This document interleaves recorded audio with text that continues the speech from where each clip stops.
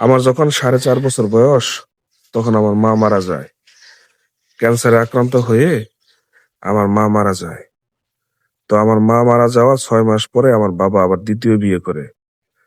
তো আমার মা যখন মারা যায়, মানে আমি তখন খুব একটা কিছু বুঝি না।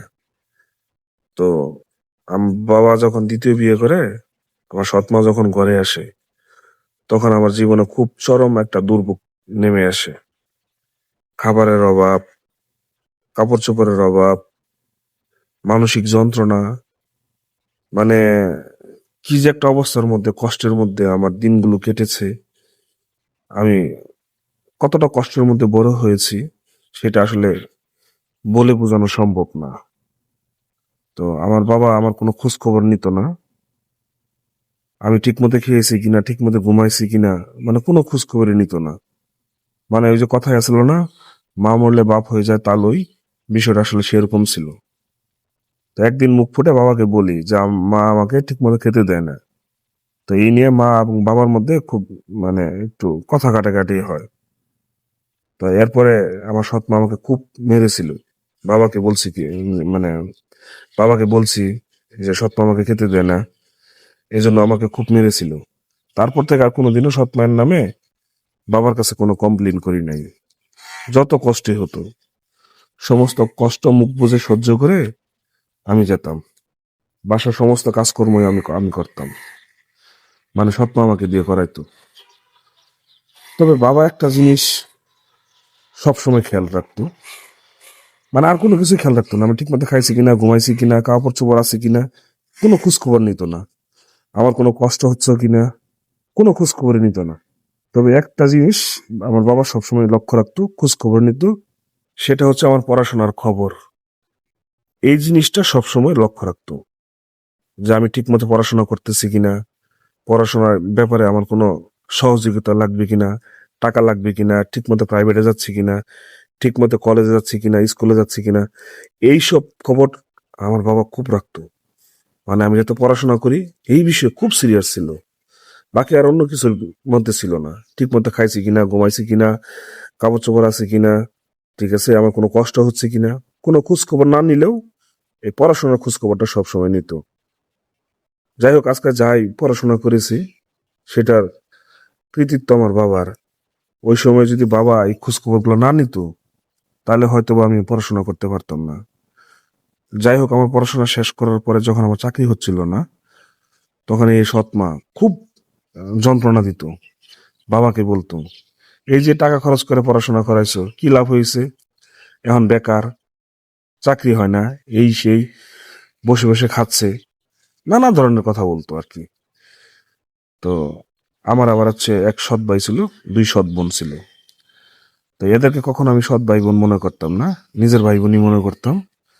ওইভাবেই তাদেরকে আমি তাদের সাথে কথা বলতাম, তাদেরকে আদর স্নেহ করতাম।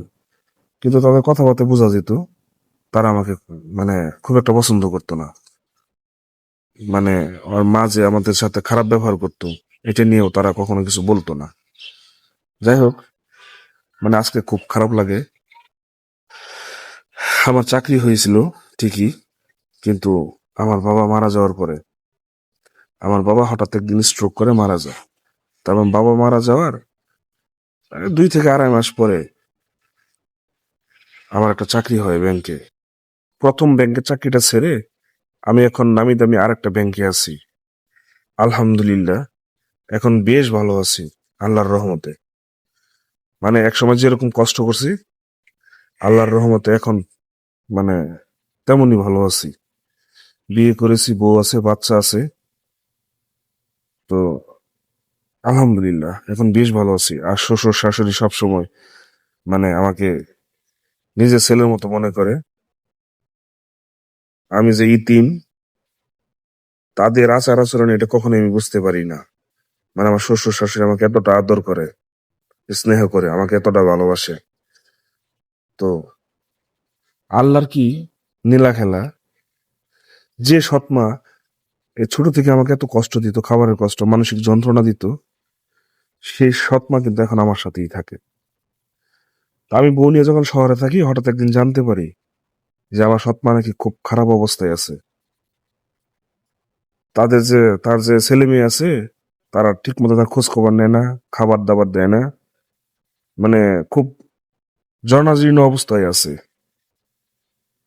পরে আমি একদিন বাড়িতে গিয়ে দেখি আসলে খুব খারাপ অবস্থায় আছে। বাবার যে জমি জমা ছিল, এগুলো সৎমা বাবার কাছ থেকে আগেই মানে লুকিয়ে লিখে নিয়ে আমার সৎ ভাই বোনদের লিখে দিয়ে দিছিল। তো এটাই আমার সৎমা খুব বাজে একটা কাজ করছে আর কি।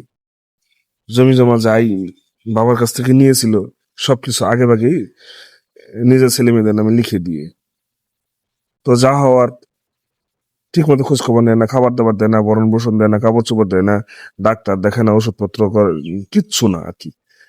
পরে যাই হোক আমার কাছে নিয়ে আসি, এখন আমার কাছে আমার সৎমা থাকে। আলহামদুলিল্লাহ, আমার সৎমাকে আমি বেশ ভালোভাবেই রাখছি, আর তাকে আমি সবসময় মা বলে ডাকি। আর আমার বউ প্রচন্ড রকমের সেবা করে আমার সৎ মায়ের, অবিশ্বাস্য, মানে এতটাই সেবা করে আমার মায়ের, সৎ মায়ের। কখন কি লাগবে সবকিছু আমার বউ করে দেয়। যাই হোক আলহামদুলিল্লাহ, সৎ মা নিয়ে এখন আমার সংসার। সৎ মা আমার কাছেই থাকে, আমার বউ সেবা যত্ন করে, আমিও খোঁজ খবর রাখি নিয়মিত, যখন যেটা লাগবে সেটাই দেই। নিজের মা হলে যা করতাম তাই করি।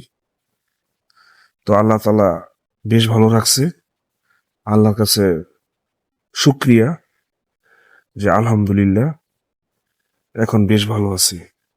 সবাই আমার জন্য দোয়া করবেন যাতে আমার সামনের দিনগুলো আরো ভালো যায়। সবাই ভালো থাকবেন, সুস্থ থাকবেন। আসসালামু আলাইকুম।